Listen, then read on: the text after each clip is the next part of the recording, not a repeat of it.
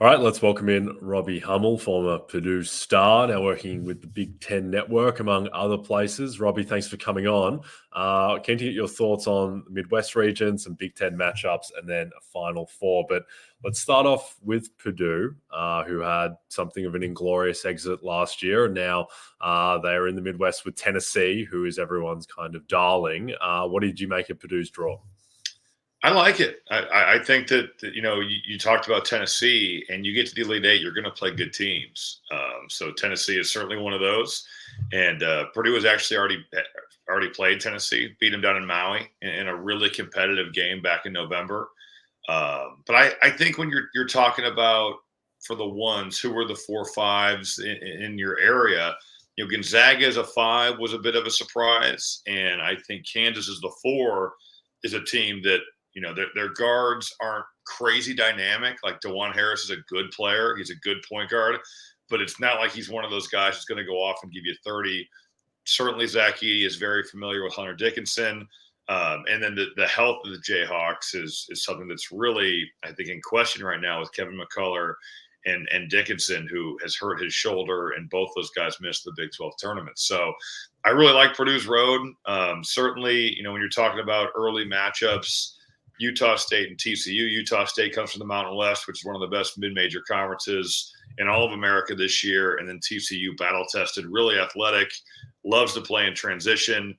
But I don't think that those are two teams that will give Purdue a ton of trouble.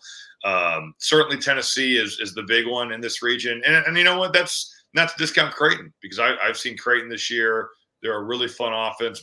Baylor Shireman is tremendous. Ryan Kalkbrenner is one of the better defensive centers in all of college basketball, but their depth is not great.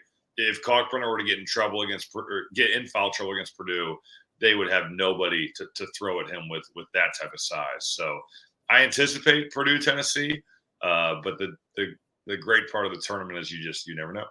You never know. Okay, well, Purdue are plus 500. They're the second favorite to win it all, behind UConn, tied with Houston. Do you think this team is materially better than the team last year? Yes.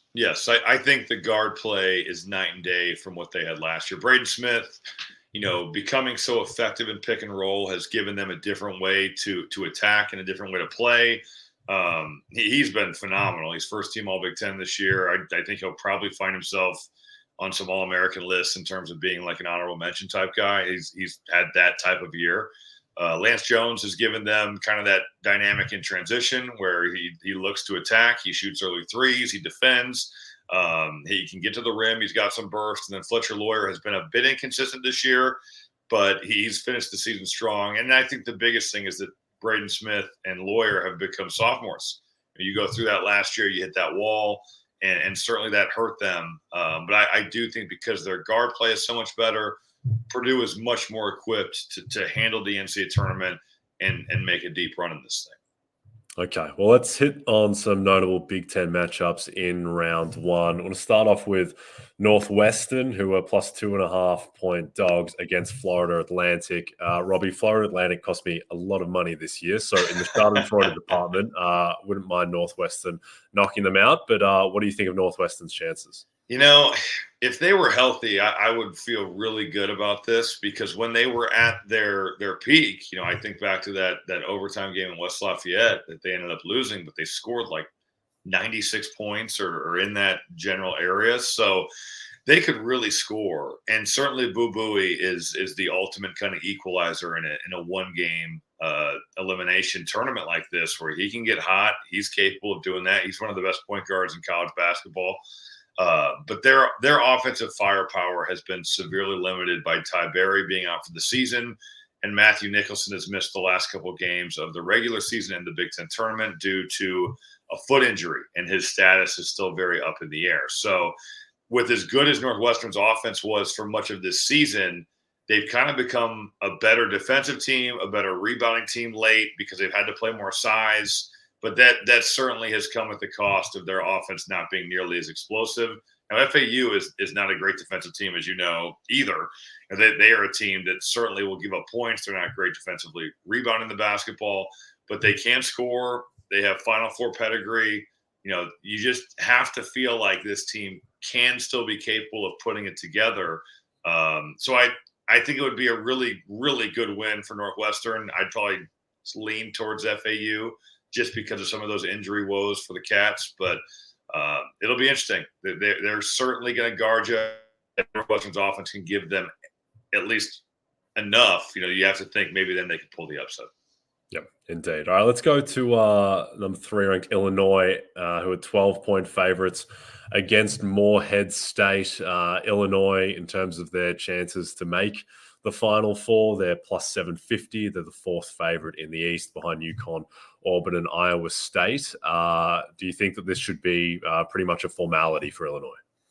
Just because of the way they're playing, yes. Now, with that being said, I would still like them to guard better. Even though they won the Big Ten tournament, I don't think that they played a full 40 minutes of basketball in any of those games. And even the Nebraska game, Brad Underwood just went off on these guys at half. I did the Ohio State game. He was going off on them in a huddle.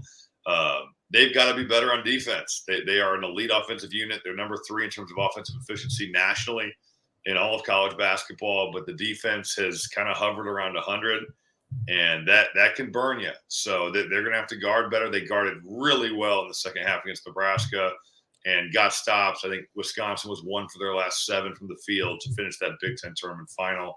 Terrence Shannon is just an incredible specimen at the college level in transition.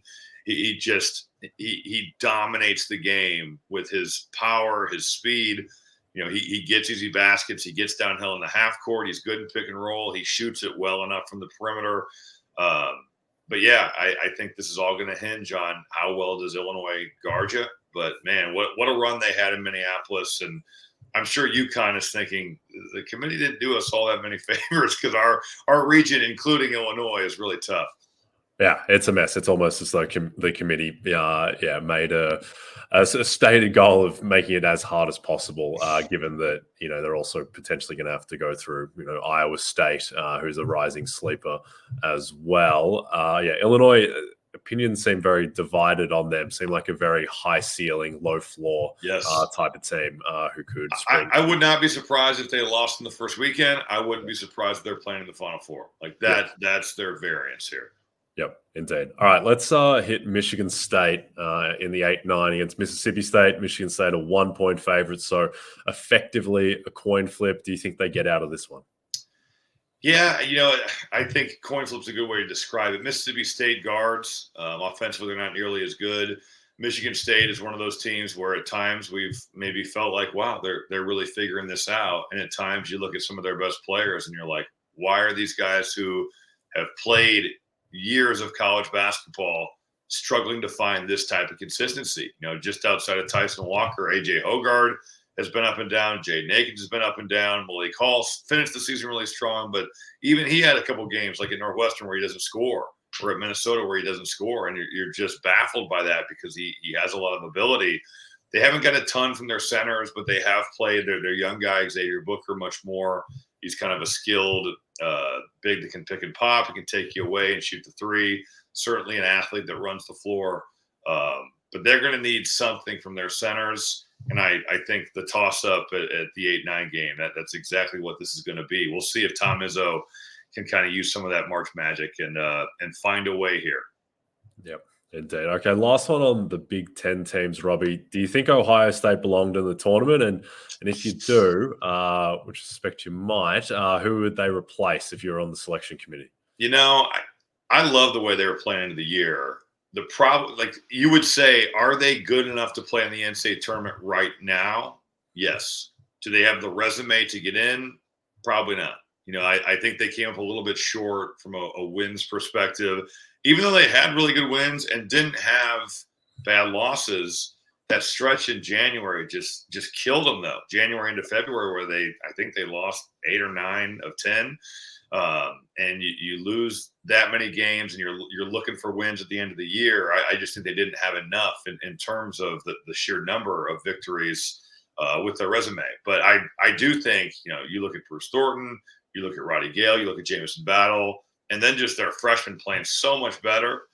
They are an NCAA tournament team today. They just didn't have the resume to get in. So I guess who I'd replace would be nobody, because you really can't argue with that. They needed to win another game, I think, to get in. Okay, that's fair enough. Very, very balanced take. Before we let you get out of here, Robbie, can you just tell us what your Final Four is right now? So I filled a bracket out today. Let me make sure I get this right. I did it on my plane at 5:50, so I might have been delusional as I was filling this out. I have Purdue. I think this is the year to exercise the demons, just like Virginia did back in 2019. I'm going UConn. I am going with Kentucky, and I'm trying to think what's the fourth region? The West. Arizona, UNC, Baylor, St. Mary's, Alabama. Here, I've got it right here. Sorry, this is anticlimactic here. Midwest, South, the West. I went with. I went with Arizona. Sorry about that. I'm going with Arizona, which it's a little bit scary to me because I'm really not going out on limbs, but I do feel like the best teams are just much better. Like I feel like the gap between UConn, Purdue, I think Arizona's talent is really good, and I just went with Kentucky because I think their offense is so explosive, but it is terrifying to pick them because their defense is a sieve.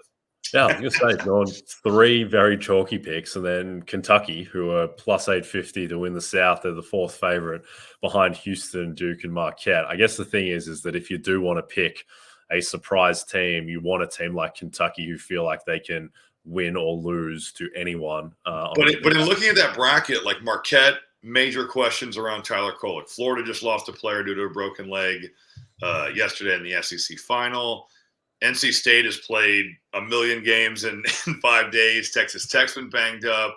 Duke is kind of a trendy upset pick. Wisconsin's a trendy upset pick. Houston's banged up. Like that bracket is a free for all. That could be as chaotic as any bracket we've got. Yep. No, I think that makes sense. I think Houston have been kind of anointed, but to your point, they were really banged up at the end of the season. They had to have some Jamal Shed heroics to carry them through a couple of games late. So certainly the health could get them. All right. Kentucky plus 850 to win the South. Robbie, can you let people know where to follow you on social media and what you'll be working on and where you'll be later this week? Yeah. You can follow me on Twitter at Robbie Hummel or Instagram at Robbie Hummel. And I'll be in Spokane for Turner doing the NCAA Tournament on TV. And then I will be in Detroit for West One Sports Radio the second weekend. And Final Four, I'll be doing stuff for Bleacher Report. So busy 3 weeks coming up. Okay. Sounds like it. Thanks very much for your time, mate. Appreciate it. No problem. Thank you.